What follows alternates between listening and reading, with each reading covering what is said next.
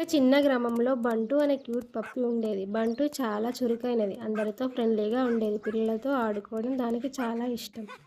ప్రతిరోజు పిల్లలతో కలిసి ఆడుకునేది. బంటు అంటే పిల్లలందరికీ ఇష్టం. ఒకరోజు ఆకాశం మబ్బులతో నిండిపోయింది. వర్షం పడడం మొదలైంది. అప్పుడే బంటుకి ఒక చిన్న ఏడుపు శబ్దం వినిపించింది.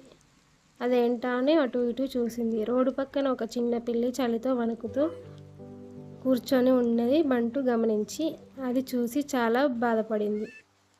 ఆలస్యం చేయకుండా బంటు ఆ పిల్లి దగ్గరికి వెళ్ళింది. తన శరీరంతో పిల్లిని కప్పి వర్షం నుండి కాపాడింది.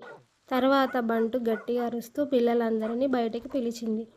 పిల్లలు బయటకు వచ్చి పిల్లిని లోపలికి తీసుకెళ్లి పిల్లికి టవల్తో తుడిచి పాలు తాగిపించారు. కొద్దిసేపట్లో పిల్లి సంతోషంగా నవ్వుతూ ఆడుకుంది.